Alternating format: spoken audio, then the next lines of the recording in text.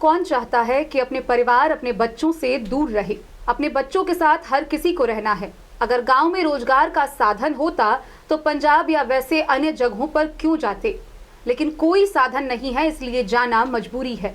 ये बातें हैं जयनगर सीमावर्ती रेलवे स्टेशन पर बिहार से बाहर पलायन कर रहे मजदूरों की। गौरतलब हो कि एक बार फिर जयनगर के सीमावर्ती क्षेत्र समेत मधुबनी जिला भर व बिहार के विभिन्न इलाकों से प्रवासी मजदूरों का पलायन शुरू हो गया है।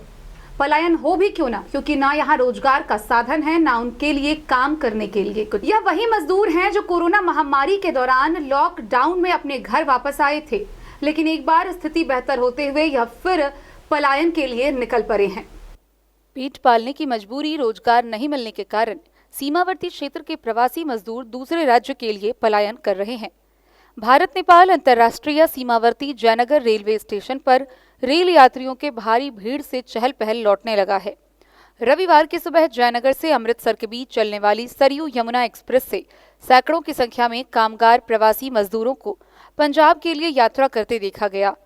काम की तलाश में ये प्रवासी मजदूर देश के विभिन्न महानगरों में काम की तलाश के लिए जयनगर से अमृतसर के बीच चलने वाली शहीद व सरयू यमुना एक्सप्रेस, जयनगर से नई दिल्ली के बीच चलने वाली स्वतंत्रता सेनानी सुपरफास्ट एक्सप्रेस, जयनगर से लोकमान्य तिलक टर्मिनल मुंबई के बीच चलने वाली पवन एक्सप्रेस, जयनगर से गुजरात सूरत के बीच चलने वाली अंत्योदय एक्सप्रेस एवं जयनगर से सियालदह कोलकाता के बीच चलने वाली गंगा सागर एक्सप्रेस से यात्रा कर रहे हैं।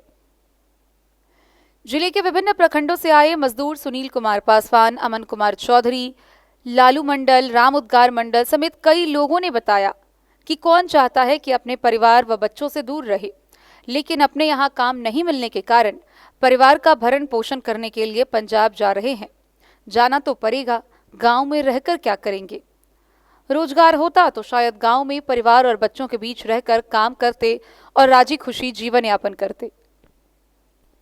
गौरतलब हो कि इन मजदूरों के हाथों में वही बैग था जो कोरोना महामारी के दौरान, लॉकडाउन के दौरान शहरों से खाली लेकर वापस आए थे। हालांकि इस बार उनके खाली बैग भरे हुए थे, साथ में पीले या सफेद रंग की बोरी भी देखी गई जिसमें कुछ खाने पीने का सामान था। इन दिनों भारी संख्या में जयनगर रेलवे स्टेशन से मजदूरों को रोजी रोटी की तलाश में गांव से शहर की ओर पलायन करते देखा जा रहा है। पलायन करने वाले प्रवासी जयनगर प्रखंड के कुआड़ गांव निवासी कई लोगों ने बताया कि राज्य सरकार उनके लायक कोई काम नहीं दे रहा है।